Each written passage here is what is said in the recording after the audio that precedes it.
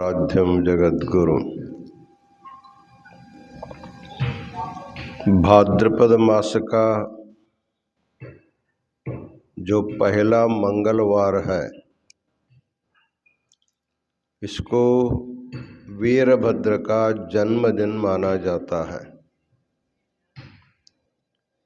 प्रायः पूरे भारतवर्ष में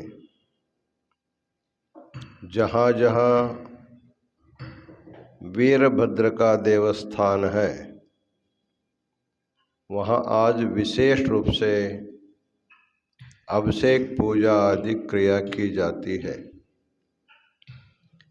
काशी पीठ में भी अनादि काल से जैसे पांचों आचार्यों का जयंती मनाई जाती है, उसी प्रकार वीरशैव धर्म के 5 गोत्र पुरुषों का, वीर, नंदी, भृंगी, वृषभ और स्कंद, इन 5 गोत्र पुरुषों का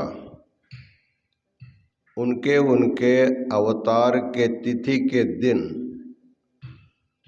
विशेष पूजा करके उनको भक्ति समर्पण की जाती है।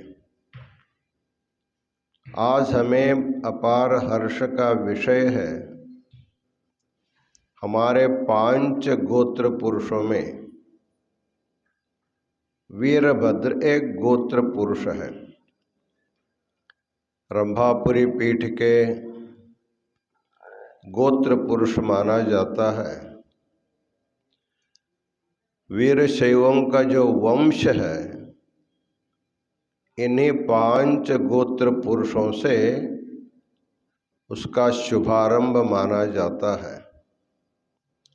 इसलिए वीरशैव धर्म के जो अनुयायी हैं, ये 5 गोत्रों में विभक्त है और 5 पीठों के शिष्य माने जाते हैं। गोत्र पुरुषों का उल्लेख जब जब हम लोग अपने घर में या किसी मठ मंदिर में पूजा का अवसर आता है, उस समय अपने गोत्र का नामोल्लेखन सबको करना पड़ता है। जैसे हम लोग अपने माता पिता का नाम लेते हैं, वैसे हमारे वंश परंपरा के जो मूल माता पिता है, उनका प्रति दिवस अपनी अपनी पूजा में गोत्रोच्चारण पूर्वक उनका स्मरण इसलिए करना चाहिए क्योंकि उन्हीं के वजह से हम लोग इस संसार में इस शरीर का धारण करके आए हैं। इस शरीर के द्वारा हम जो मोक्ष रूपी पुरुषार्थ पाना चाहते हैं, उसका उनकी कृपा की नितांत आवश्यकता होती है।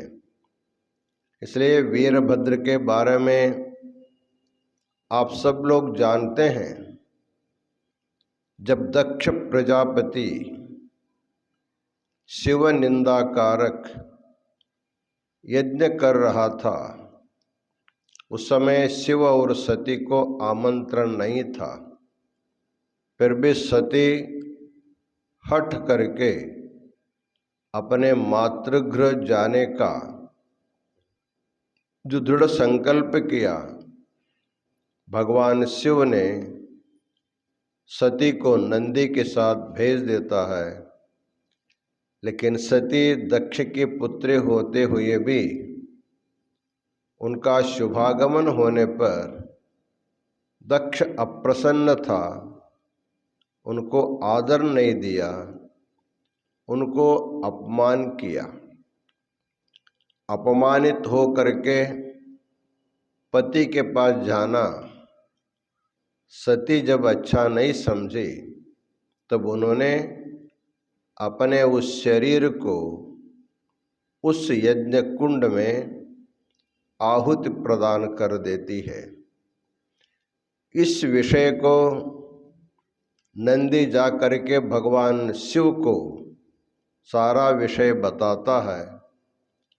उस समय भगवान शिव रौद्रावतार में अपनी जटा को जब खोल देते हैं, उसी जटा के द्वारा अत्यंत क्रुद्ध वेश का वीरभद्र का अवतार हो जाता है। वही अवतार का दिन आज है।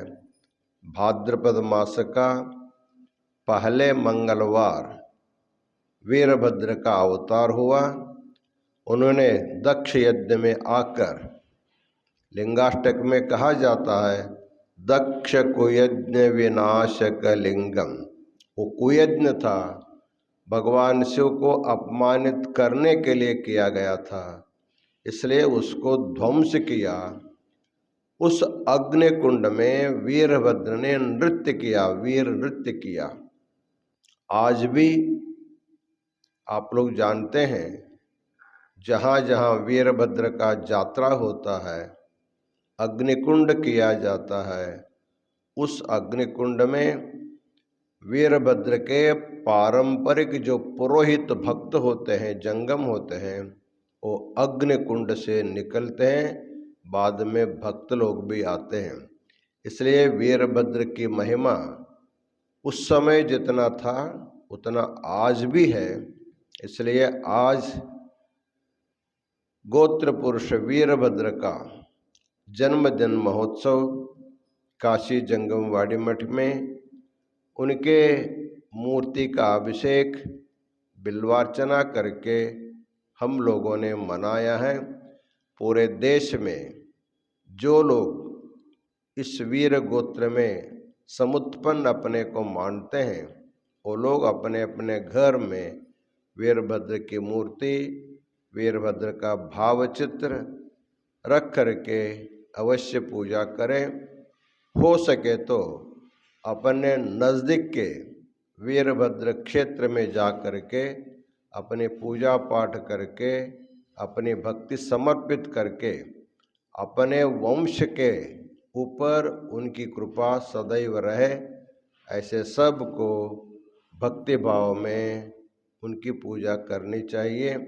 आज के दिन काशी महापीठ के द्वारा जगतगुरु महास्वामी जी वीरभद्र जयंती के उपलक्ष्य में वीर गोत्र के सभी सद्भक्तों को, साथ ही पांचों गोत्रों के सभी सद्भक्तों को, इतना ही नहीं विश्व में रहने वाले समस्त मानव समाज को अनंत मंगल आशीर्वाद प्रदान करते हैं। ओम शांति शांति शांति।